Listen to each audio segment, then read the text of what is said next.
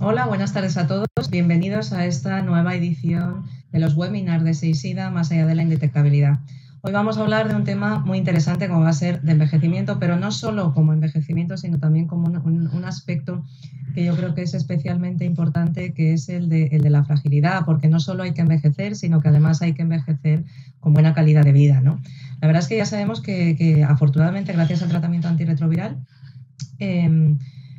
lo que estamos consiguiendo es una mejora clara de la supervivencia de las personas que viven con VIH, pero también estamos viendo que no todas las personas envejecen igual, ¿no? Hay personas con VIH que se infectaron, que adquirieron la infección en los años 80, 90 y que son los supervivientes de larga evolución, que han sido ya objeto de uno de los webinars, pero también tenemos otra gente que ha adquirido la infección pues cuando ya es mayor. Entonces el recorrido personal, la calidad de vida, las comorbilidades, las vivencias van a ser totalmente diferentes. Y otro aspecto importante es que, bueno, estamos hablando de calidad de vida, estamos hablando de envejecer con buena calidad de vida, pero también sabemos que dos personas de la misma edad no van a ser iguales, no van a tener la misma calidad de vida, ni van a tener el mismo grado de envejecimiento. Y todos podemos recordar, bueno, gente que tiene 80 años o hace poquito en el telediario, pues salió un señor de 100 y algo años que seguía subiendo, haciendo escalada, y después vemos gente que está encamada o está fatal, que no se puede mover y que es totalmente dependiente, ¿no? Pues bien, esto que parecía que era algo impensable hablar en el contexto del VIH, porque sabíamos que hace años era una enfermedad mortal, ahora, ya comentaba, gracias al tratamiento antirretroviral vemos una mejoría de la supervivencia, pero además una mejoría de la supervivencia que tenemos que aprender a manejar tanto las personas que viven con VIH como los clínicos que están tratando a las personas que viven con VIH y cuyo objetivo, y ahí me incluyo, es conseguir que se produzca un envejecimiento saludable. La verdad es que teníamos geriatras que se ocupaban de las personas sin VIH, pero afortunadamente ya tenemos geriatras que se ocupan de las personas con VIH y gracias a ello hemos aprendido muchísimas cosas y de hecho ya cada vez se habla de aspectos como la fragilidad, que si son importantes en la población general, también lo están siendo cada vez más en la población con VIH, porque va a ser la clave de que tengan un envejecimiento más o menos saludable. Pues bien, hay varias cohortes de personas mayores, está la cohorte GEPO y en España tenemos la cohorte Frunfry, de la que están apareciendo ya una serie de datos interesantes. De hecho, ahora supongo que bueno, la ponente de la que nos va a hablar a continuación, nos abordará algún aspecto sobre ello. Que lo que están haciendo es tratar de abordar el aspecto de la fragilidad en las personas con VIH, elemento fundamental para mejorar la calidad de vida y mejorar la supervivencia y no conseguir estar con carga viral indetectable y con CD4 buenos, pero estar fatal y sin embargo, pues bueno, lo que queremos es esa situación inmunobiológica adecuada, pero también con una situación física que también lo sea, ¿no? Por eso, bueno, a esto hay que añadir aspectos psicológicos, aspectos de ansiedad, depresión, de soledad, de necesidad de ayuda. Y aquí lo que vamos a abordar van a ser dos aspectos diferentes. Por un lado, Matilde Sánchez Conde, a la que probablemente muchos de vosotros conozcáis. Mati es una veterana también en el VIH y ahora es una de nuestras pioneras en envejecimiento, además de en otros aspectos, ¿no? Y ella es una de las investigadoras principales del proyecto Frunfry, del que también nosotros participamos y que está empezando a dar frutos muy interesantes. Y bueno, ella nos va a hablar de un aspecto que ya afortunadamente aparece en las guías europeas como gran novedad, que es el aspecto de cómo valorar la fragilidad, el riesgo de caídas y cómo tenemos que pautar los tratamientos, no solo antirretrovirales, sino los otros fármacos que también pueden empeorar la situación. Y después, como no podía faltar en un webinar de SEISIDA en el que hay un aspecto también comunitario, no solo hablamos los clínicos, sino también hablan los pacientes. Y aquí va a venir hoy Juan Hernández, al que desde luego seguro que conocéis, y hoy nos hablará de la visión comunitaria del envejecimiento y la fragilidad. Pues bueno, Mati, gracias por aceptar participar.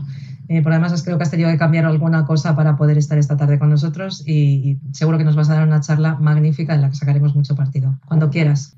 Muy buenas, Pepa. Mil gracias por la presentación y gracias a todos por estar aquí hoy a estas horas en esta charla. Gracias a SEISIDA por haberme invitado a compartir un rato esta tarde con vosotros y a Gilead por el sponsor. Vamos a empezar, pues, bueno, intentando hablar de por qué es importante la fragilidad y la función física y, sobre todo, pues porque es importante de cara a plantear un envejecimiento saludable. Para mí, yo creo que hablar de esto es hablar ahora, pues para mí es el gran desafío actual, pero si no es uno de los grandes desafíos actuales en el mundo del VIH ahora, ¿no? Estamos hablando de más de 17 millones de personas en el mundo que son mayores de 50 años y que están infectadas por el virus del VIH. En España esa cifra es de en torno a los 75.000. Como veis en esta diapositiva, fijaros en una proyección que hay hasta el año 2030, cómo de forma progresiva, si vemos primero en esta parte izquierda de la diapositiva, cómo pues de forma progresiva, si las cosas siguen como hasta ahora, las personas que son mayores y sobre todo incluso más de 60 y 70 años con VIH van a ir aumentando de forma proporcional respecto al total de los infectados, ¿no? Si nos vamos al escenario de la derecha, es un escenario en el cual hubiéramos idealmente conseguido reducir el 75% de las infecciones, pues aún así, también en este escenario, el porcentaje de pacientes más mayores y fundamentalmente mayores de 60 y 70 años, de forma proporcional aumentaría respecto al total de las personas infectadas. Pero esto no es algo negativo, porque yo pienso que a veces hablamos de mayores VIH y quizá le damos a veces alguna connotación de comorbilidades, de que parece que estamos hablando de grandes problemas, ¿no? Esto no es nada negativo, es una buena noticia. Esto indica que gracias al tratamiento antirretroviral, pues fijaros cómo ha aumentado la esperanza de vida en las personas con VIH, en concreto en los mayores con VIH. Fijaros cómo en la era previa, antes de tener tratamiento antirretroviral de gran actividad, pues la supervivencia media probablemente no llegaba a los 10 años en general, y cómo ahora, si pensamos en una persona que se diagnostique en la década de los 20 de la vida, en la segunda década, estamos hablando de una supervivencia similar a la de la población no VIH, que es aproximadamente unos 60 años de vida, ¿no? Más a los que tiene. O sea, nos ponemos en la década de los 80, tanto en personas con VIH como personas sin VIH. Fijaros además, esto es un poco más de lo mismo, datos de otro estudio, como aquí arriba tenemos población no VIH, población de la comunidad control, población VIH, y cómo la supervivencia, siendo VIH sin más, pues es igual a la de no ser VIH, ¿no? Obviamente, igual que en población no VIH, cuando uno tiene ciertas enfermedades, comorbilidades y demás, esta supervivencia se ve afectada, pero no es el VIH, que es lo que quiero recalcar y resaltar ahí arriba, lo que va a marcar ahora ni lo que marca la supervivencia de las personas que se infectan, ¿no?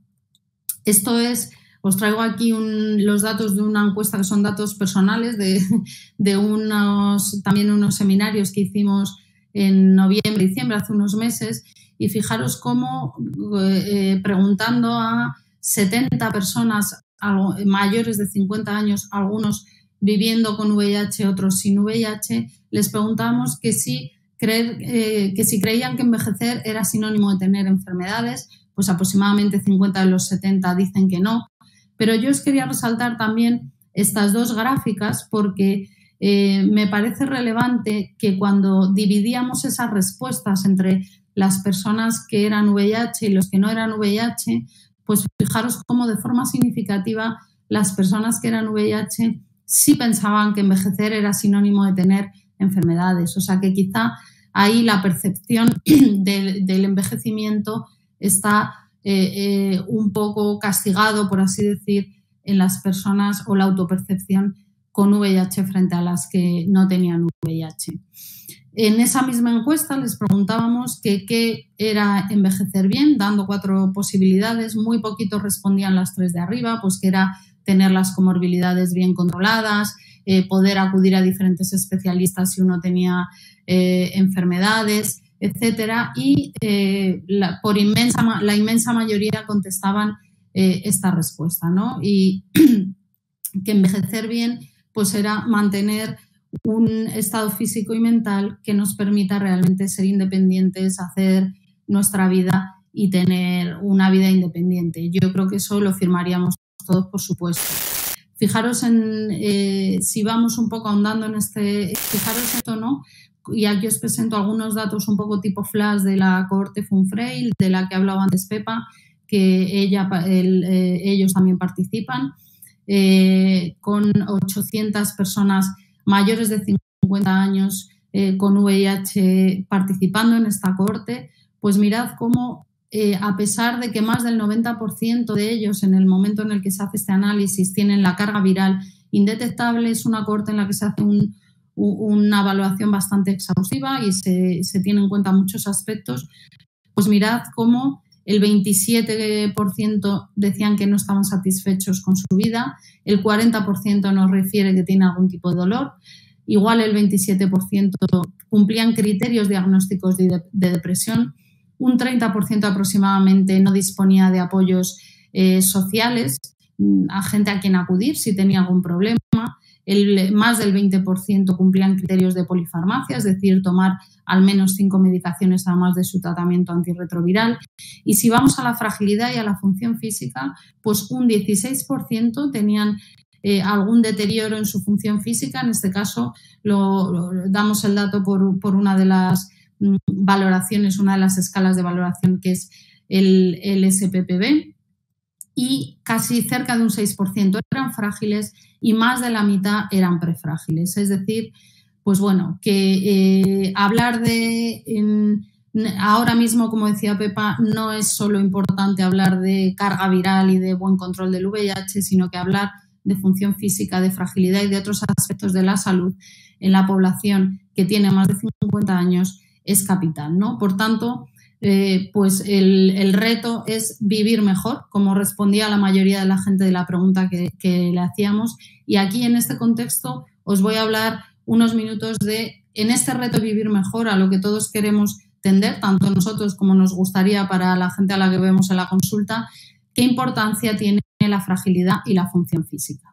De forma así un poco rápida, os recuerdo, por si alguno no está muy familiarizado, ¿qué entendemos por fragilidad? Pues la fragilidad es algo tan sencillo como la pérdida de la reserva funcional. Es decir, fijaros en esta gráfica, tenemos en la parte de arriba lo que sería una persona independiente por encima de la rayita discontinua, la parte de abajo una persona que tiene que vivir dependiendo de que le ayuden en su vida diaria, y tenemos dos proyecciones vitales, por así decir. La que veis en verde es una persona no frágil o robusta, la que veis en rojo es una persona frágil. Pues fijaros cómo la persona que es robusta, que no es frágil, que es la verde, pues tiene su vida independiente, tiene un estresor mínimo que puede ser, aquí ponen el ejemplo, una infección de orina, por ejemplo, por tanto tiene un pequeño bache en su salud y luego ese bache es pequeño, se recupera, vuelve a su situación normal y aquí no ha pasado nada, ¿no? Una persona similar, de la misma edad, con todas las características parecidas y que incluso a simple vista, cuando entra en la consulta, nos puede parecer que es igual de independiente que la persona de la raya verde, ¿no? Pues bueno, pues tiene su vida independiente igual, pero ante ese mismo pequeño estresor, el bache en su salud es mucho más importante, incluso puede que pase a la parte dependiente, ¿no? de la vida, y la recuperación, pues bueno, puede o no volver a ser independiente, pero en todo caso ya no vuelve a ser la misma que tenía previamente. Este es básicamente el concepto de persona frágil, aquella que no tiene reservas suficientes para responder a pequeños estresores que nos pasan a cualquiera en la vida diaria, ¿no? Y la fragilidad es importante porque marca pronóstico vital e incluso predice mortalidad. Fijaros en esta cohorte de personas con infección por VIH, adultos mayores, pues como las personas que menos mortalidad tenían son las no frágiles. En esta cohorte hay 4 grupos y se comparan VIHs y no VIHs, frágiles y no frágiles. Comparación de todas nos dan 4 posibilidades. Las personas no VIH y no frágiles, en principio, las que mejor supervivencia tienen. Las personas que son ambas cosas, tanto VIH como frágiles, las que menos supervivencia tienen. Pero fijaros que casi aquí lo que más me interesa es esta parte de medio, porque las personas que son VIH pero no son frágiles tienen mejor supervivencia que las personas frágiles independientemente de que no sean VIH. Es decir, la fragilidad es más importante cuando hablamos del pronóstico de vida que el ser VIH. Y esta cohorte con datos actualizados más recientes pues han hecho un seguimiento durante años y lo que han visto es si hay cambios de estadio y qué pasa con ellos. Y yo creo que esto es muy, muy interesante porque las personas sobreviven más y lo tenéis también aquí en medio. Personas que pasan de ser frágiles a no frágiles, el hecho de pasar a no frágiles aumenta la supervivencia respecto a aquellos que eran no frágiles y son frágiles posteriormente. Con lo cual, aquí ya metemos también un concepto y es que la fragilidad, además, una de las buenas noticias que tiene es que, o la principal prácticamente es que es reversible, ¿no? Y también es un marcador de edad biológica y esto lo hemos visto en un estudio con muy poquitas personas, todas ellas mayores de 50 años y con VIH y comparando un grupito de ellos frágiles frente a los no frágiles. Pues fijaros cómo las personas con iguales características basales, todas con tiempo de infección de VIH similar, con similares pautas de tratamiento durante su vida y similares otras comorbilidades, por ejemplo, diabetes, etcétera, pues fijaros cómo las personas con VIH tenían una aceleración, una edad biológica mayor de 10 años respecto a gente de las mismas características cuya única diferencia era que no eran frágiles. Por tanto, la fragilidad como marcador de edad biológica en VIH.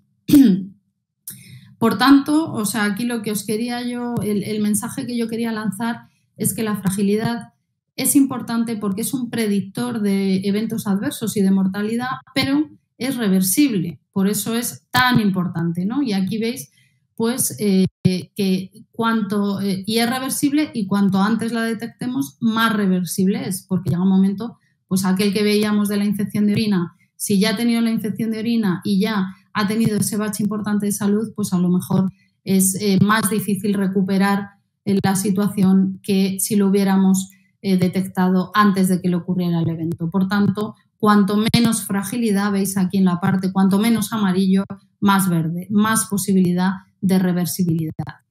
Y si hablamos de función física, pues la función física está muy asociada ya de forma demostrado con la fragilidad. Y digamos casi, yo creo que el marcador principal de la función física es la velocidad de la marcha.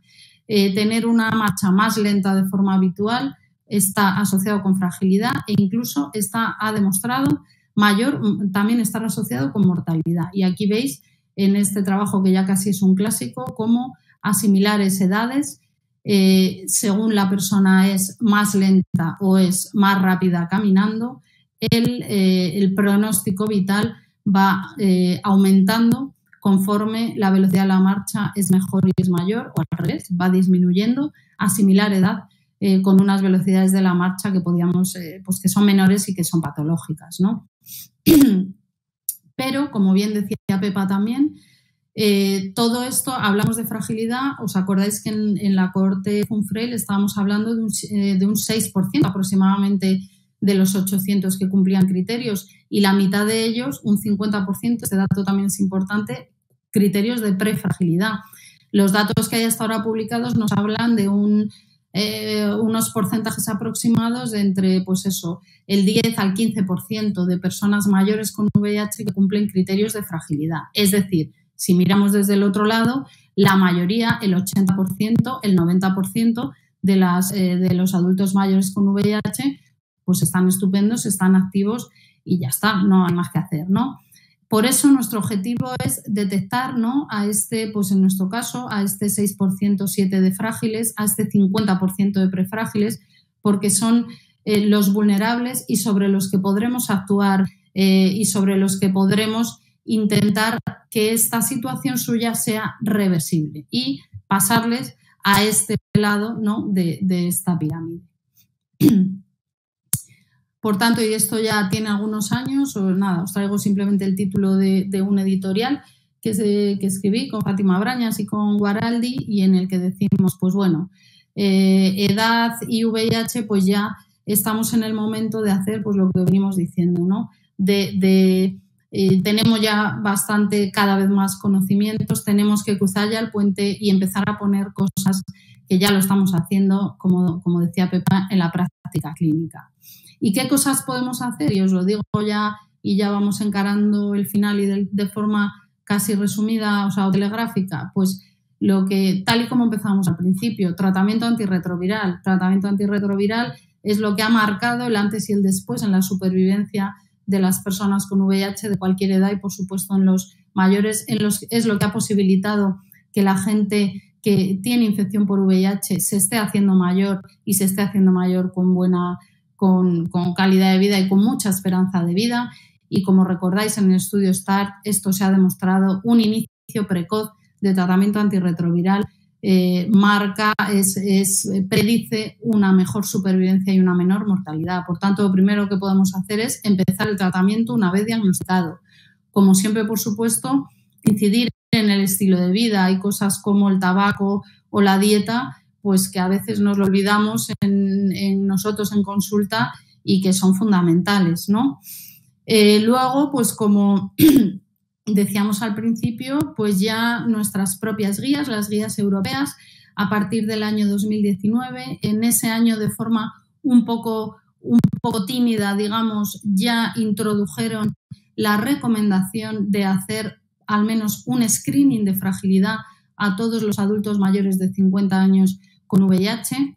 En las guías del año siguiente esto ya tuvo un poco más de forma, y aunque no vamos a explicar de forma muy detallada este algoritmo, pero sí quedaros con que la recomendación es que es importante, muy importante, que en la consulta, al menos inicialmente y luego pues periódicamente, a las personas mayores de 50 años con VIH les hagamos un screening de fragilidad o de función física, o ambas cosas mejor. Si ese screening nos da posibilidad de que haya una fragilidad subyacente, pasar a el diagnóstico, ¿no? Intentar diagnosticar de fragilidad, porque ahí es donde podemos actuar en las personas frágiles o prefrágiles, ¿no? Las propias guías ya nos dan unas recomendaciones un poquito más concretas, y yo me quiero fijar, bueno, obviamente, pues por supuesto en la persona que es frágil y que le diagnosticamos de fragilidad hay que descartar cosas, hay que vigilar, hay que repasar la polifarmacia si la tiene y con qué otros fármacos está, hay que ver que no tenga otras enfermedades como hipotiroidismo, por ejemplo, o algún déficit vitamínico que podamos suplir pues poniendo suplementos. Pero fijaros que la primera recomendación es prescribir ejercicio, y el ejercicio como medicina. Y yo creo que ahí es donde tenemos que tender en este grupito, ¿no? Fijaros que muchas veces estamos hablando de el envejecimiento, la inflamación, lo que tienen en común, buscando marcadores y buscando cosas que podamos prescribir para revertir esto. Y al final lo que podemos prescribir, y está hiperdemostrado, es que la mejor píldora anti-aging y antiinflamación es el ejercicio físico. Fijaros aquí, con datos de la OMS, la cuarta causa de mortalidad en el mundo es, la cuarta causa de mortalidad es tener una vida inactiva. Y fijaros cómo veis aquí cómo el ejercicio físico mejora hasta en un 40% la supervivencia en enfermedades tan importantes como cáncer de mama o cáncer de colon, con lo cual ejercicio físico fundamental. Vale, aquí vemos en esta otra, que tampoco vamos a explicar, pero simplemente para que veáis aquí una persona mayor haciendo ejercicio físico y cómo el envejecimiento en esta parte de aquí, cómo puede el envejecimiento tiene sus efectos negativos o sus efectos, bueno, pues propios, ¿no? En diferentes sistemas de nuestro organismo, y también pues a nivel celular, ¿no? Inflamación, edad biológica, toxicidad mitocondrial, etcétera. y cómo el envejecimiento, sin ir al detalle, puede ir mejorando tanto el deterioro de los diferentes sistemas de nuestro organismo como muchos de los marcadores de envejecimiento, de inflamación y de deterioro consecuente a la edad, ¿no? En este sentido, simplemente os lo presento. De momento no os puedo traer datos, pero en unos meses probablemente sí. Un estudio que hemos empezado hace unos meses, es el estudio Moving, en el cual queremos demostrar que todos estos efectos positivos del ejercicio físico multicomponente en personas mayores de 50 años, y tenemos un grupo con VIH y otro grupo sin VIH. Simplemente os digo multicomponente porque el ejercicio físico que hay que hacer debe ser así, ¿vale? No vale solo hacer ejercicio aeróbico, no vale solo caminar o correr, hay que hacer ejercicio de fuerza, de resistencia y de equilibrio para que realmente el ejercicio sea beneficioso para la salud. Estamos en ello, hay 60 participantes y espero que en unos meses os lo pueda contar, ¿no? Por tanto, ya como conclusiones os digo que estas, ¿no? El envejecimiento en las personas que viven con VIH es uno de los grandes desafíos actuales, ya que suponen el 50% al menos del total de la población infectada en el mundo. La fragilidad es importante porque predice eventos adversos sin salud y es potencialmente reversible y puede predecir edad biológica, por lo cual hay que hacer screening, hay que diagnosticarla. Debemos abordar el envejecimiento detectando a ese pico de la pirámide a los más vulnerables y cómo podemos actuar con el tratamiento antirretroviral precoz, haciendo cambios en el estilo de vida, haciendo el screening de fragilidad y de función física a los mayores y prescribiendo ejercicio físico, porque nuestro gran reto es la independencia y el envejecimiento saludable. La indetectabilidad debe ser el punto de partida imprescindible, pero no el sitio final al que tenemos que llegar. Y nada más. Muchas gracias. Fenomenal. Muchas gracias, Mati. Yo aquí añadiría una cosa, y es que si es importante iniciar pronto el tratamiento, el problema que hay en estos momentos es que en la gente mayor muchas veces lo que hacemos es diagnosticar tarde. Hay que pensar que una persona mayor de 50 años puede tener el VIH y mayor de 70 también y mayor de 80 también. Y lo que no puedes es pensar que no lo van a tener porque en teoría llevan una vida pues, políticamente correcta, ¿no? Yo creo que ese es el matiz. Por eso que sí que está fenomenal el empezar lo antes posible el tratamiento, pero lo fundamental es seguir recordando que hay que normalizar la prueba del VIH y que hay que hacerla de una forma, pues eso, como aprovechar las analíticas para hacer serologías añadidas a las analíticas que ya se hacen habitualmente, ¿no? Yo creo que eso es importante. Oye, muchas gracias, Mati. Pues ahora tenemos mucho que hablar, porque has dejado aquí el tema enlazado. Y ahora vamos a darle paso a Juanse, porque realmente, los clínicos hacemos lo que hacemos, los investigadores también, pero las personas que viven con VIH también tienen que aprender a envejecer. Y yo aquí me gusta mucho darles a los pacientes que vienen a la consulta o indicarles el PDF que habéis elaborado vosotros desde GTT de envejecer saludablemente, que yo creo que es lo fundamental. Estamos en una sociedad tremendamente medicalizada en la que parece que las pastillas lo arreglen todo, cuando se pueden hacer muchas cosas para mejorar la salud. No sé si tan importantes o más que las pastillas, pero bueno, que todo contribuye a que estemos mejor, ¿no? Y aquí, hay que recordar ese ejercicio, esa actividad física, esa dieta, pero también hay que ser consciente que a veces hacerlo uno solo es muy difícil, ¿no? Y aquí yo creo que entráis vosotros, ¿no, Juanse? Pues a ver qué nos cuentas. Todo tuyo. Que muchas gracias, Pepa, por la presentación y muchas gracias a Seixida por invitar a GTT, a la organización en la que trabajo, el grupo de trabajo sobre tratamientos del VIH, a estar una tarde más en estos webinars para hablar de un tema que para nosotros es central para nuestra organización, tan central que justo estos días estamos reestructurando nuestra organización. Hemos decidido hacer una especie de parada, que no es una parada de la actividad, sino de pararnos para pensar cuál es el papel de nuestra organización en la respuesta al VIH en el siglo XXI, en este contexto de cronificación y envejecimiento. Y creo que todo lo que se está hablando aquí me parece muy oportuno y va en la línea de lo que nosotros estamos trabajando, ¿no?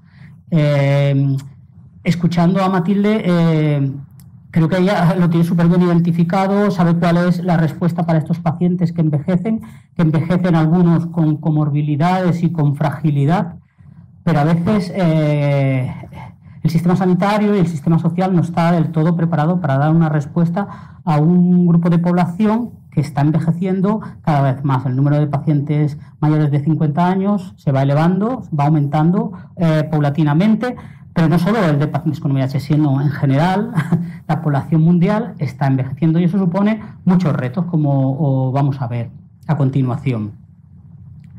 Yo quería empezar, siempre lo dejo para el final, pero creo que es muy oportuno también hacerlo al principio, porque muchas veces no le dedicamos el tiempo suficiente a sacar a relucir a las personas con el VIH, cuando son personas que tienen nombre y apellidos, ¿no? Porque cuando se habla de estudios siempre se habla de números en general, pero hay casos en los que creo que hay que hacer mención a personas individuales. Yo quiero empezar esta presentación hablando de que vivir más años no es sinónimo de vivir con una buena calidad de vida, y creo que lo ha explicado muy bien Matilde. Y esto se entiende perfectamente, es decir, la sociedad, la población ha ganado en años, ha ganado en esperanza de vida, pero eso no significa siempre que esos años ganados tengan que ser libres de enfermedad, ¿no? Pero la pregunta sería, ¿se puede vivir con enfermedades y tener un buen envejecimiento, es decir, un envejecimiento saludable? Pues parece ser que sí, hasta el punto de que tenemos ya un caso que se considera un caso paradigmático en el VIH de envejecimiento saludable, ¿no?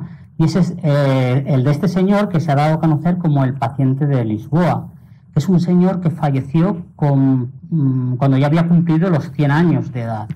Es un señor que además adquirió el VIH, lo adquirió cuando ya era mayor, a los 84 años, y esto va muy en relación con lo que también decía Pepa al principio, de que este grupo de personas de más edad, de edad avanzada, es un grupo heterogéneo, con necesidades muy diferentes. Encontramos dos grandes grupos, por ejemplo, aquellos que se infectaron pues hace mucho tiempo, algunos son supervivientes del VIH, que han pasado por varias líneas de tratamiento, en los que el peso también de la toxicidad acumulada de la medicación antirretroviral tiene un peso importante en su situación actual, pero luego encontramos a pacientes como el de Lisboa, personas como el paciente de Lisboa que tienen el VIH ya de mayor, que su situación probablemente es diferente y que el peso del envejecimiento puede ser también distinto, porque muchas de las enfermedades asociadas a la edad las pueden haber adquirido antes o pueden haber sido desarrolladas antes de haber adquirido el VIH, ¿no? En cualquier caso, tenemos este grupo como heterogéneo con necesidades probablemente distintas y con bagajes diferentes, ¿no? Entonces, esta persona en concreto adquirió el VIH a los 84, no se supo cuándo lo debió adquirir, pero en el momento del diagnóstico debutó con un linfoma no Hodgkin y con una colitis por citomegalovirus, tenía un recuento de CD4 nadir por debajo de 100 células milímetro cúbico, inició inmediatamente el tratamiento, como decíamos ahora, y enseguida estuvo indetectable, y esa supresión virológica la mantuvo hasta el final de su vida. Era un anciano pluripatológico con hipertensión, esteatosis hepática, osteoartrosis e hipertrofia prostática benigna. En cuanto a los síndromes geriátricos, también tenía sarcopenia y fragilidad. No tenía polifarmacia, es decir, no estaba polimedicado. El único fármaco que tomaba, aparte del tratamiento antirretroviral, era un antihipertensivo. Su función cognitiva era normal. Es decir, que os estoy presentando un cuadro de una persona que tenía múltiples enfermedades y una edad bastante avanzada, pero sin embargo tuvo una herencia genética, pues la verdad que muy afortunada, ¿no? Aparte de él, que murió a los 100 años, también su padre y su hermano fueron longevos, ¿no?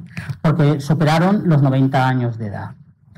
El caso es que él falleció en paz quiere decir sobre su cama, con su familia, y en ese entorno en el que no sufrió problemas económicos y problemas sociales, vivió estupendamente y falleció, como os decía, con toda la tranquilidad y en paz, y en un entorno agradable, cuidado por su hija, que tenía 75 años cuando él falleció. Es decir, que a pesar de esa carga de enfermedad, pues se puede vivir bien, tener un envejecimiento saludable, y a mí me parece que esto es un mensaje importante a trasladar, que el envejecimiento no se mide por la cantidad de enfermedades que uno puede tener, sino que hay otros elementos, otras variables, como decía Mati al principio, que es lo que realmente va a marcar cómo vamos a envejecer cada uno de nosotros, ¿no? Y básicamente es la capacidad funcional.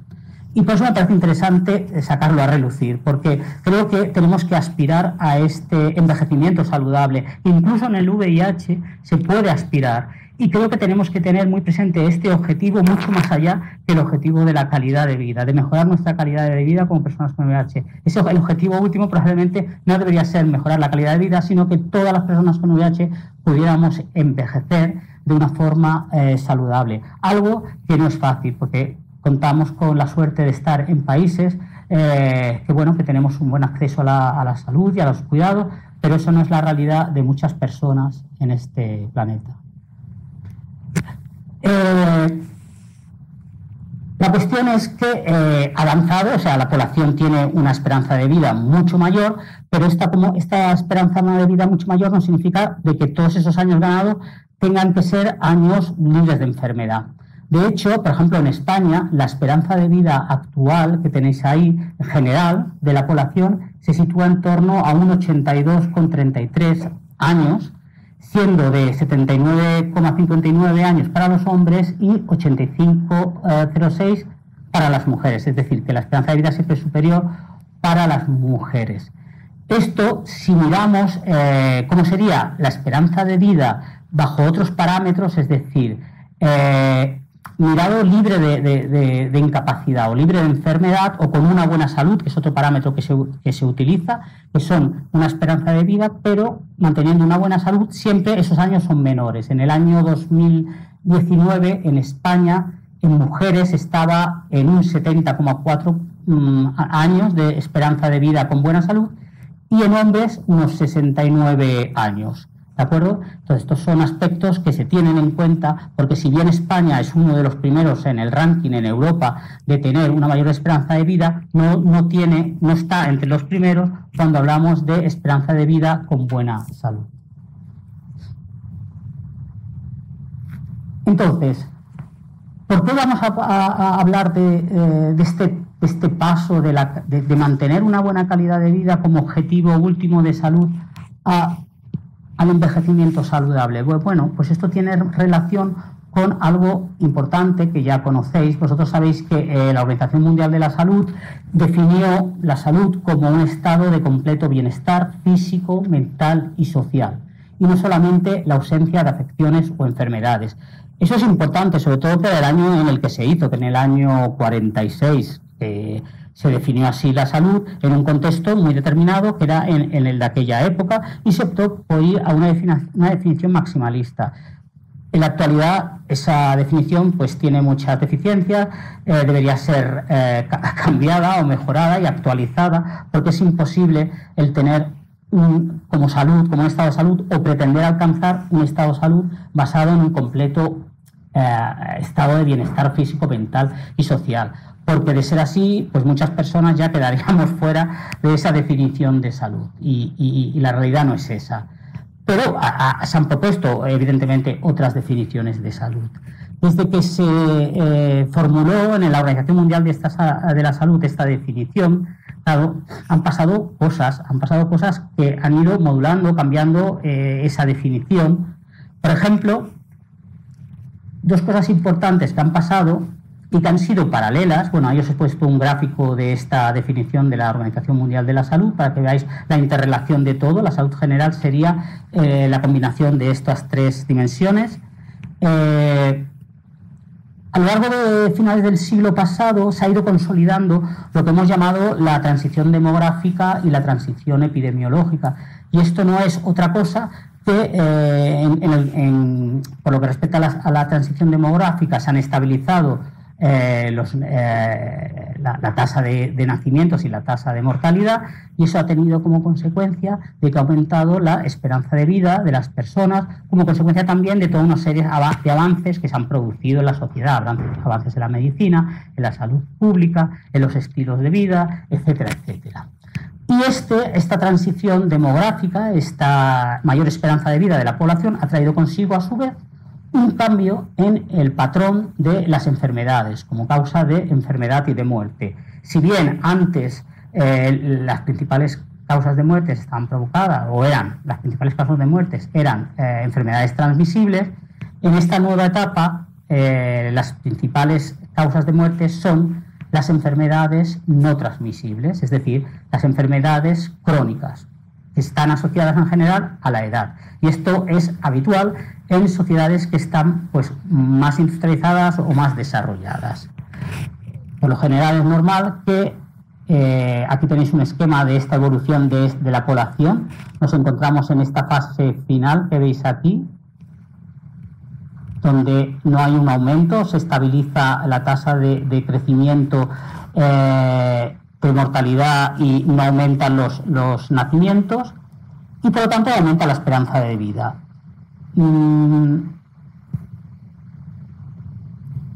Aparece en la sociedad pues un mayor número de personas que tienen enfermedades crónicas, que se convierten además en la principal causa de muerte. Ahí veis las 10 principales causas de muerte en el año 2015. Lo que pasa es que yo no veo, pero creo que es 2015. Y como veis, entre esas 10 principales causas, en ese ranking de las 10 primeras causas de muerte, las enfermedades transmisibles prácticamente han desaparecido, ¿no? Hay algunas todavía de forma testimonial, pero las hay. Pero no en los principales lugares, por ejemplo, los principales puestos del ranking. Y eso poco a poco va a seguir siendo así. En España, la población mayor de 15 años padecerían o tendrían enfermedades crónicas en torno a un 54,3%, y esto, al menos el diagnóstico de una enfermedad crónica, siendo las enfermedades del sistema circulatorio las más prevalentes. Y creo que esto también es un dato interesante a tener en cuenta. Pues bien, también cuando escribieron o cuando hicieron la definición de la Organización Mundial de la Salud, a lo mejor no tenían muy en consideración que la salud puede venir determinada por toda una serie de determinantes, ¿no? Que son las circunstancias en las que las personas pues crecemos, trabajamos, envejecemos, y estas determinantes sociales van a afectar de alguna manera a nuestra salud de diferente forma, ¿no? Y hay diferentes determinantes sociales, por ejemplo, determinantes estructurales, los determinantes intermedios, en los que hay, por ejemplo, las condiciones de empleo, el trabajo, los ingresos que pueda tener una persona, las condiciones de vivienda. También pueden estar los factores psicosociales o los factores conductuales, incluso los propios sistemas de salud también son determinantes de la salud, en tanto que su desarrollo, la prestación de servicios que ofrecen pueden determinar, o el acceso que haya a las prestaciones pueden determinar nuestra salud. Y todos estos determinantes sociales, es muy importante, crean lo que se conocen como desigualdades sociales en la salud, que son son injustas y son evitables. Y por lo tanto, cualquier intervención que se quiera hacer en el ámbito de la salud tiene que abordar los determinantes sociales para poder reducir o eliminar las desigualdades por ser fuente de inequidad en el acceso a detección, diagnóstico, tratamiento de enfermedades. Y esto es crucial. Y probablemente la Organización Mundial de la Salud no lo tenía muy en cuenta cuando desarrolló su definición. Es hasta tal punto importante que, por ejemplo, en el tema que nos ocupa esta tarde, el tema de la fragilidad del que os ha hablado Matilde,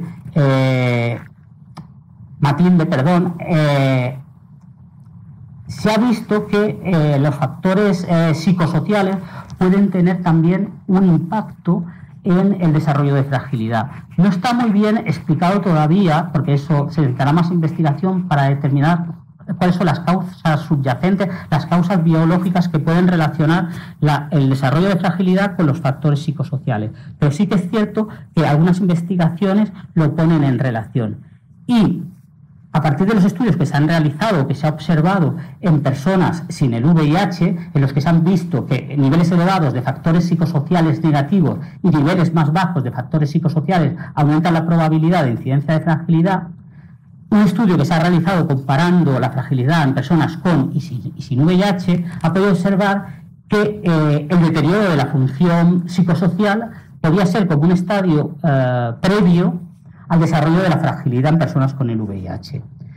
Y por lo tanto, el poder detectar este deterioro, ¿no?, de la función psicosocial podría ser útil a la hora de prevenir el desarrollo de la fragilidad, cuando todavía no se ha producido, ¿no?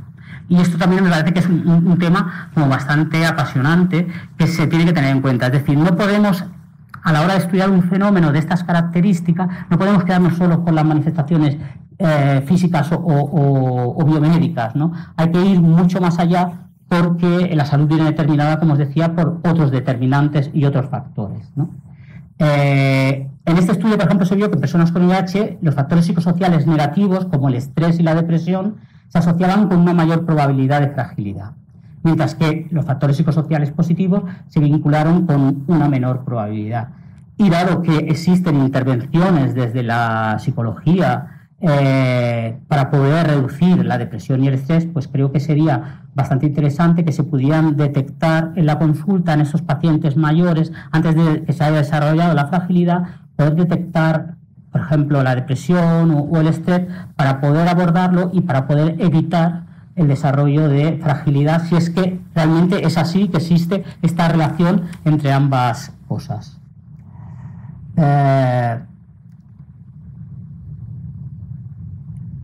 ¿Qué pasa? Pues que, por lo que os he comentado antes, este aumento de la esperanza de vida, por un lado, y este aumento de las enfermedades crónicas, por otro, y que además corren de manera paralela, los sistemas de salud se han visto que tienen que dar respuesta a un aumento de la demanda de servicios y de necesidades que están cada vez más diversificadas, y esto tiene como consecuencia un incremento en la actividad sanitaria y en la utilización de recursos.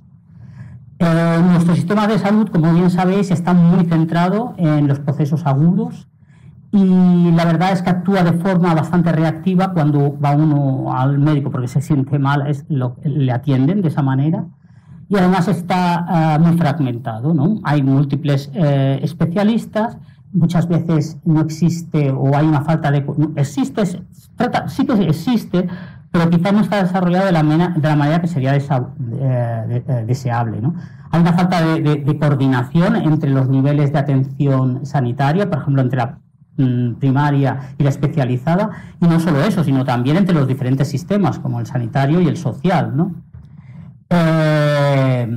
Es un sistema de salud que tiene un poco en cuenta los aspectos preventivos, la perspectiva de los cuidados, y que hasta ahora ha dejado un poco de su mano al paciente a la hora de participar en el cuidado de su salud, es decir, de corresponsabilizarse en el manejo de la enfermedad.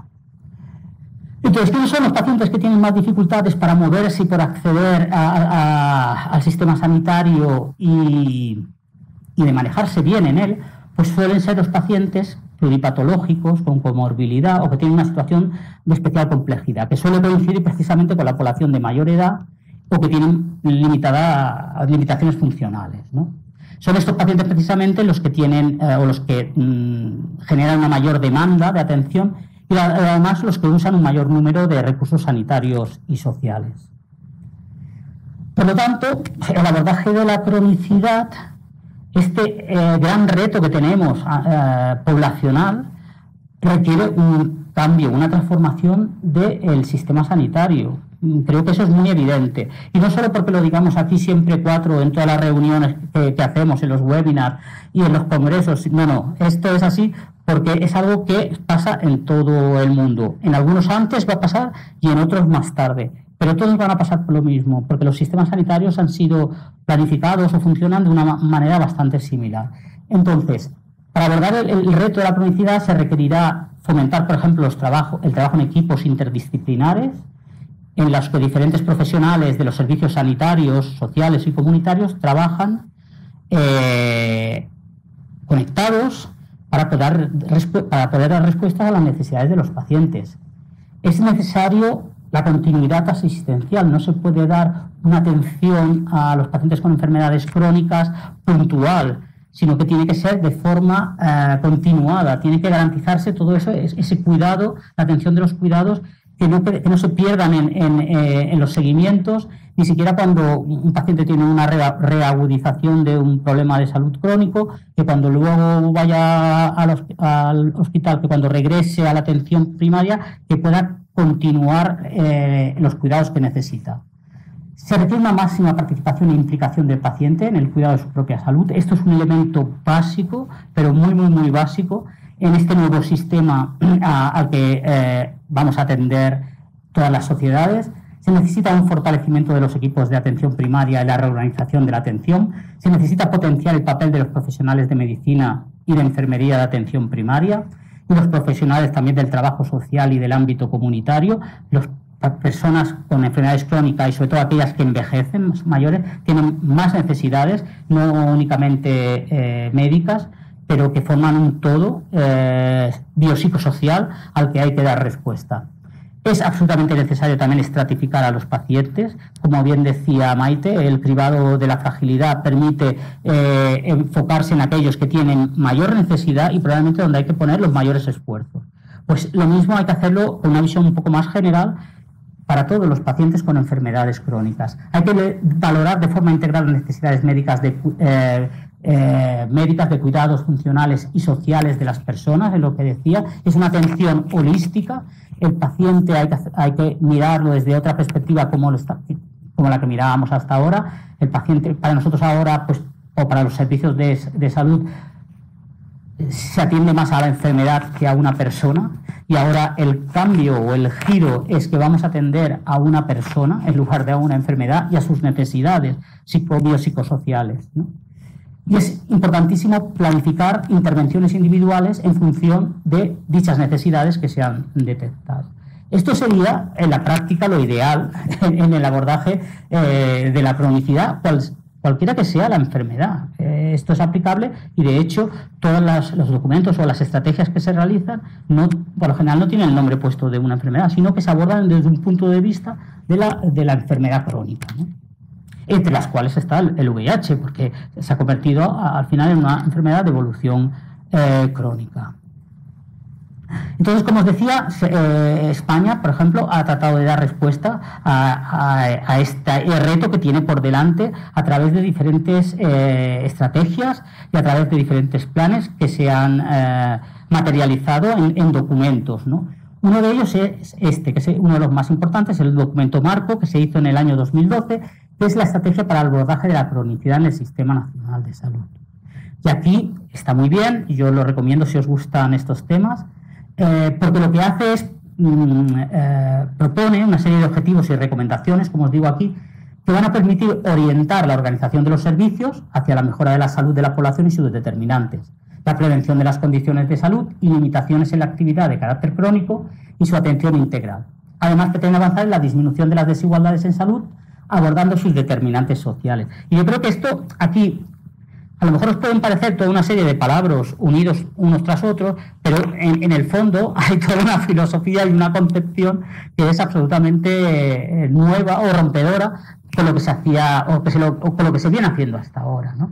Porque, en pocas palabras, lo que se está diciendo aquí que la atención sanitaria no debe ser únicamente lo que estamos haciendo o lo que se hace hasta ahora, que es atender los aspectos físicos de una enfermedad, ¿no?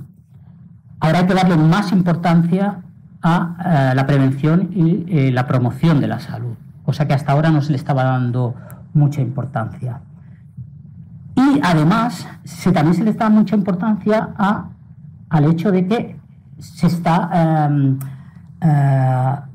se quiere abordar las desigualdades en salud, y eso es absolutamente prioritario porque son fuente a abordar los determinantes sociales de la salud, porque son fuente de desigualdades en el acceso, como os decía antes, a numerosos servicios de la salud, ¿no? Y que van a determinar la salud de las personas.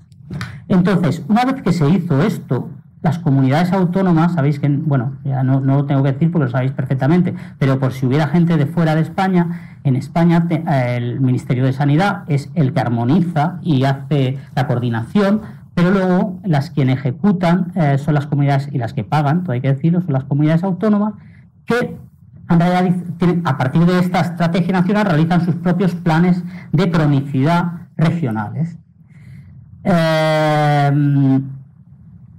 Con posterioridad a esto y muy unido se hizo una estrategia de promoción de la salud y prevención en el Sistema Nacional de Salud, como no podía ser de otra manera, ¿no? Porque la prevención, como os decía, y la promoción de la salud tienen un papel fundamental en el desarrollo de las enfermedades crónicas. Por lo tanto, se requería de un plan y se propuso este. Que la verdad también os lo recomiendo para que quien le guste estos temas, que os lo leáis, porque vais a aprender muchísimo. Esto se hizo en el año 2012, la estrategia de promoción de la salud en el año 2014. En el año 2019 y 2021 se hicieron 2 informes evaluando todo el trabajo que se había hecho en relación a la estrategia, porque os recuerdo que la idea original, reorientar los sistemas de salud actuales para dar respuesta a este problema que tenemos, que es la cronicidad. ¿Qué nos dicen estos informes? Pues que queda muchísimo por hacer, que hay pocos recursos, pero que además la pandemia del COVID-19 pues ha supuesto un nuevo problema añadido para que estas estrategias de abordaje de la cronicidad se puedan llevar a cabo, y que probablemente se va a enlentecer todavía mucho más el despliegue del desarrollo del abordaje de la cronicidad en nuestro Sistema Nacional de Salud y en nuestros servicios de salud autonómicos. No por ello podemos pensar que vamos a dejar de hacer cosas alrededor del abordaje de la cronicidad. No, es decir, a lo mejor no se puede hacer tal y como había sido contemplada en sus orígenes, pero es probable que se puedan hacer cosas, pequeñas cosas, y yo creo que, como decía Matilde, la atención de los pacientes mayores con el VIH puede ser un buen ejemplo de cosas que se pueden hacer mientras tanto, porque es que se necesita, es prioritario que se cambie el abordaje del VIH en personas mayores, porque el actual sistema probablemente no es suficiente para que podamos dar respuesta a sus necesidades. Por último, esto es muy interesante, y a todos los que trabajáis desde el ámbito comunitario os lo recomiendo, porque este documento es un documento que se llama de acción comunitaria para ganar salud. Y lo que viene a explicar es los 2 documentos anteriores, los 2 primeros, la estrategia del abordaje de la cronicidad y la estrategia de promoción de la salud, pero aplicado a la comunidad. Es decir, es sacar lo que es la promoción, la prevención y la promoción de la salud del ámbito estrictamente sanitario, de los dispositivos sanitarios, para llevarlos a otros entornos, a otros ámbitos en los cuales también es muy importante aplicar los principios de la promoción de la salud, de la prevención y la promoción de la salud, como puede ser el escolar, como puede ser el laboral, como puede ser el habitacional, ¿no? El barrio, la comunidad, etcétera, etcétera. Y esto es muy interesante, porque aquí, en este ámbito, las organizaciones comunitarias tenemos mucho que hacer y que decir. Y de hecho en España se han hecho ya bastantes estrategias muy interesantes de llevar esa salud a otros ámbitos, ¿no? Y esto se hace de forma consensuada, de forma participativa y de forma colectiva entre dispositivos de salud clásicos, ya sea de ámbito municipal o autonómico, ayuntamientos, departamentos de salud, con organizaciones de la sociedad civil, que pueden ser organizaciones dedicadas en el ámbito de la salud, pero no necesariamente. Pueden ser otras organizaciones que trabajen, por ejemplo, con colectivos minoritarios, colectivo, pues imaginaos, pakistaní, por ejemplo, para llevar una acción de salud a un tipo determinado de población o a un entorno determinado. Y a mí esto me parece, la verdad, que muy interesante, porque al fin y al cabo tiene que ver con el modelo de cronicidad al que todos aspiramos. desde el abordaje de la cronicidad al que aspiramos. Y en definitiva todo esto suma, porque esto al final va al mismo sitio, que es conseguir que las personas podamos envejecer de una manera saludable, que ganemos salud, que podamos envejecer bien. Y ese envejecimiento saludable se define como el proceso de desarrollar o fomentar y mantener la capacidad funcional que nos permite mantener un bienestar en la vejez. Es decir, ya se dejó de un lado el considerar la vejez como la suma de enfermedades o tener enfermedades asociadas al envejecimiento, sino que ahora sería, pues eso, mantener esa capacidad funcional. Es este constructo que es difícil de definir, pero me gustaba mucho una cosa que había dicho Matilde antes, que definía, lo podía definir muy bien, ¿no? Que en una de las encuestas que se hacía, yo creo que aparecía algo que serviría para definir. Al final es lo que nosotros, cómo nos vemos y cómo nos sentimos y qué es lo que queremos hacer, ¿no? Y para ello pues vamos a utilizar toda una serie de capacidades y habilidades mentales, cognitivas. Algunas son como la capacidad intrínseca, ¿no? Que implica toda la herencia genética y todo esto con interacción con el entorno en el que estamos, ¿no? Que también determina nuestra salud, ¿no? Entonces, mantener una capacidad funcional es lo que nos va a determinar que tengamos una buena o una no tan buena salud cuando envejecemos. Entonces, en el campo del VIH se ha tratado en los últimos años también de determinar cuáles son aquellos factores que predisponen o cuáles son las barreras que obstaculizan el mantener un envejecimiento saludable, y cada vez hay un mayor interés. Lo que hay siempre, que hay mucha investigación, pero hay poco se traslada a la realidad, ¿no? Ya sea en intervenciones clínicas o en intervenciones sociales. Se genera el conocimiento, pero no se traduce en intervenciones. Y esto es algo que todos deberíamos hacer un poco de autocrítica, de para qué investigamos tanto si luego no lo aplicamos. Por lo tanto, hay toda una serie de voces, entre las cuales nos incluimos en GTT, que decimos que el objetivo ya no debería ser, el objetivo final de la respuesta al VIH no debería ser mantener una buena calidad de vida, que el 95% de las personas con la carga viral indetectable mantengan una buena calidad de vida para el año 2025, sino que las personas con el VIH, que tienen la carga viral indetectable, que el 95% puedan tener un envejecimiento saludable. Ese debería ser para nosotros el objetivo final de la respuesta al tratamiento, porque se tiene que alinear este objetivo al objetivo del envejecimiento saludable en general. Es decir, los objetivos del VIH tienen que ir alineados a eso. Entonces, voy a hablar un poquito más deprisa para acabar. Aquí os he puesto pinceladas de lo que sería lo que nosotros vamos detectando, que nos parece que son los retos y las oportunidades para poder mantener o para poder desarrollar un mejor manejo a todos los niveles de las personas con el VIH mayores, y que afecta tanto a médicos como a pacientes como al sistema sanitario. Por un lado, a nivel, si lo hacemos por niveles, a un nivel estructural, yo creo que la barrera más importante sería el modelo actual, ¿no? de prestación de cuidados. Es absolutamente insuficiente, pero sí, lo que es cierto es que se han desarrollado en los últimos tiempos diferentes modelos de atención del envejecimiento. Estoy hablando sobre todo del envejecimiento de personas con el VIH, y ya se están poniendo en marcha o ya están funcionando diferentes modelos. Algunos tienen sus pros y sus contras, algunos son muy especializados, otros no son tanto, algunos tienen mucha relación con primaria, otros no son tanto. En fin, lo que nos parece muy interesante es que se ha publicado muy recientemente, y ahí os lo pongo yo, un artículo de revisión en lo que trata de comparar estos diferentes modelos que se están aplicando en la atención de las personas mayores con comorbilidades, con fragilidad, para poder compararlos y para poder ver cuáles son las cosas que necesitarían o cuáles son aquellos elementos que podrían mejorarse para poder ofrecer una mejor atención, ¿no?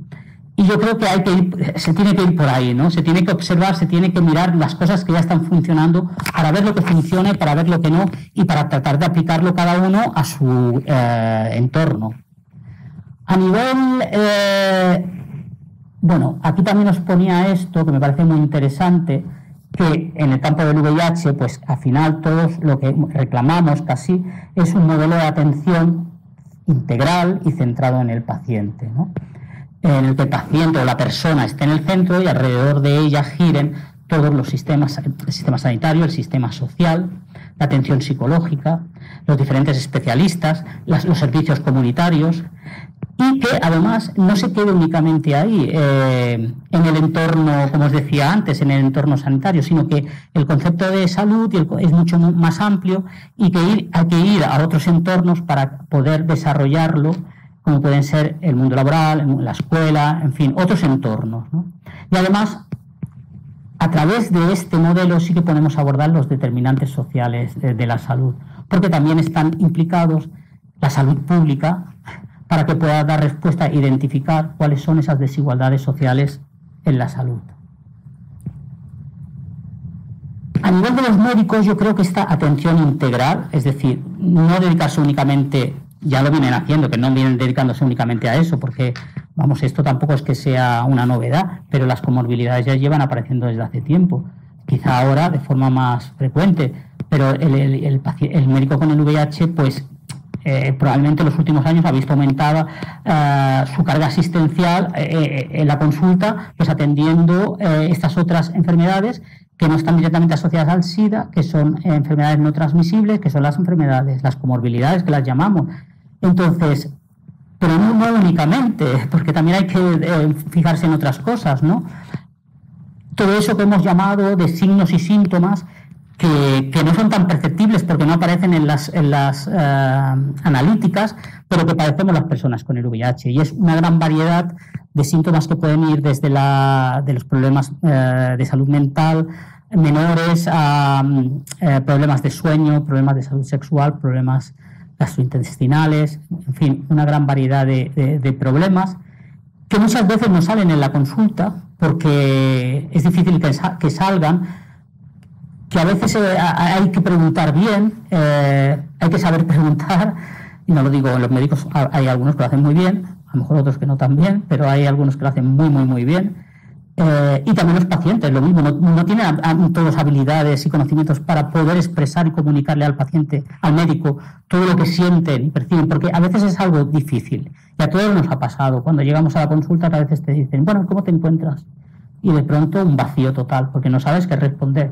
Porque a lo mejor te podrías estar 3 horas hablando o dices, bueno, pues prefiero no decir nada, porque no sé ni cómo decirlo. Entonces, esto se tiene que evitar y no podemos dejarlo a la suerte de que se pregunte o no, o de que el paciente tenga más habilidades de explicarlo o no. Esto se tiene que sistematizar a través de cuestionarios que sean cuestionarios validados, que sirvan para medir todo este tipo de cosas, ¿no? Este tipo de síntomas que nos van a dar medidas que están reportadas directamente por los pacientes y que son medidas de calidad de vida, además de aspectos que probablemente le interesen mucho al paciente. Entonces se están desarrollando, entre los cuales SEISIDA está como muy activa en este campo, toda una serie de cuestionarios que permitan medir todas estas cuestiones. Y de hecho ya ha sido publicado, que yo sepa, es el primero, a lo mejor me equivoco, pero que el primero que se pueda utilizar en la práctica clínica ha sido publicado, que es este artículo que os pongo aquí, que ha sido realizado con investigadores en el contexto de la Sociedad Británica del VIH, y que es un cuestionario que se podrá utilizar, que evalúa 4 dominios, y que se podrá utilizar en la práctica clínica. Y esto es un adelanto abismal porque va a ser una gran herramienta tanto para médicos como para pacientes, ¿vale? Y creo que va a unir todavía más, si cabe, esa comunicación entre ambos. Y ojalá que sea el inicio de muchas más herramientas que vayan en este sentido. No nos podemos quedar, como decía Matilde, en la carga viral indetectable. Hay que ir mucho más allá. Es el punto de partida. Tenemos que ir más allá. Tenemos que introducir nuevas variables, como pueden ser estas en el cuidado del VIH, pero también todas aquellas variables que tengan que ver con la atención geriátrica. Por ejemplo, la fragilidad, los síndromes geriátricos, etcétera, etcétera. ¿Vale? Entonces, yo creo que el reto podría ser la falta de conocimientos y habilidades para abarcar esta atención integral, pero como oportunidades es que están saliendo nuevas herramientas que les puedan permitir a los médicos hacer esta valoración integral. Y por último, y acabo con esto, a escala de los pacientes o a nivel o en el ámbito de los pacientes, en este nuevo esquema, en esta nueva forma de plantearnos, este nuevo modelo de atención, es absolutamente básico el empoderamiento del paciente, ¿no? Y el empoderamiento del paciente no es otra cosa que un estado en el que el paciente ha adquirido una serie de conocimientos y habilidades que han sido proporcionados, pueden ser proporcionados por el propio sistema sanitario, pero no necesariamente, también puede ser por otras vías, y que le permiten implicarse en el proceso de autogestión de la salud y en el de toma de decisiones médicas. Y esto es muy importante en el contexto de las enfermedades crónicas, en las que se necesita un conocimiento sobre la enfermedad y sobre el manejo de los tratamientos. Entonces, yo aquí he puesto como oportunidad, por lo que hemos hablado en GTT, que vemos como una oportunidad todo el trabajo que estamos haciendo las redes comunitarias, y aquí no hablo únicamente de las organizaciones de VIH, sino en general las redes que trabajan desde la sociedad civil, de organizaciones de la sociedad civil, y las ONG de VIH, por supuesto, pero que se ha visto, por ejemplo, sobre todo en la respuesta a la COVID, que han tenido un protagonismo indiscutible. Aquí os he puesto un listado de cosas que hacemos, y hablo en primera persona, porque son cosas que ya veníamos haciendo las del VIH, ¿no? Pero también son cosas que hacen otras organizaciones que no son del VIH, pero trabajan con colectivos vulnerables.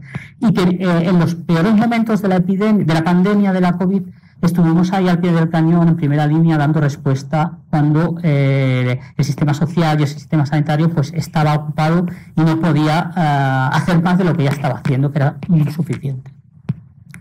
Entonces, yo creo que hay que apoyarse, el entorno comunitario de la sociedad civil tiene que jugar un papel fundamental en este abordaje de la cronicidad, entre otras cosas porque en las organizaciones, yo ahora hablo de las del VIH, ofrecemos recursos y ofrecemos servicios que ya están incluidos en la cartera de servicios, por lo menos de los servicios sociosanitarios, ¿de acuerdo? Entonces, esto es importante y es algo importante y que a veces se olvida, o incluso ya empezamos incluso a tener dispositivos dentro de la cartera sanitaria, como son algunos centros de detección o de programas de PrEP. Entonces, esto me parece a mí una oportunidad muy importante, que aprovechar todo este caudal ingente de recursos, dispositivos, conocimientos, para que todos trabajemos de la mano, todos tengamos el mismo objetivo. Y para acabar, y ya me callo, porque me he extendido muchísimo, sí que quería poner de relieve algo que me parece importante y que nos estamos olvidando, y creo que cometemos un gran error entre todos. Y yo lo he puesto demasiado pequeño para lo grande que es, que tenemos que potenciar todavía más la figura del PAR de edad avanzada. Yo creo que la persona PAR, sobre todo aquellos que adquirieron el VIH en los primeros años de la epidemia, muchos han llegado a estas edades, a la actualidad, con un conocimiento y una experiencia enorme, con una resiliencia enorme, con un montón de factores positivos que podrían servir de autoeficacia para que otras personas que están en una situación similar les pueda ayudar para afrontar el VIH de otra manera, sobre todo aquellos que se encuentran en situación de una mayor vulnerabilidad social o psicosocial. Y creo que no estamos haciendo lo suficiente, no estamos ofreciendo formas que puedan desarrollar, por ejemplo, un voluntariado, ayudando a otras personas que estén en situaciones similares. Esto tendría un doble beneficio, tendría, como os he dicho, un beneficio para ellos, porque eso les iba a ayudar a continuar en ese estado de positividad y de resiliencia, pero también iba a ayudar mucho a otras personas. Y creo que esto lo debemos fomentar de una y otra manera. Se me ocurren 1000 formas de hacerlo, promoviendo acompañamientos al hospital, por ejemplo, a recoger la medicación, muchas cosas, o simplemente para dar un paseo, tomarse una Coca-Cola o lo que sea, ¿de acuerdo? Pero hay que promover esto. Y ya me callo, os doy las gracias a todos y cualquier pregunta que tengáis, pues la responderé a continuación. Bueno, hemos empezado hablando de fragilidad y hemos acabado cambiando totalmente el sistema sanitario.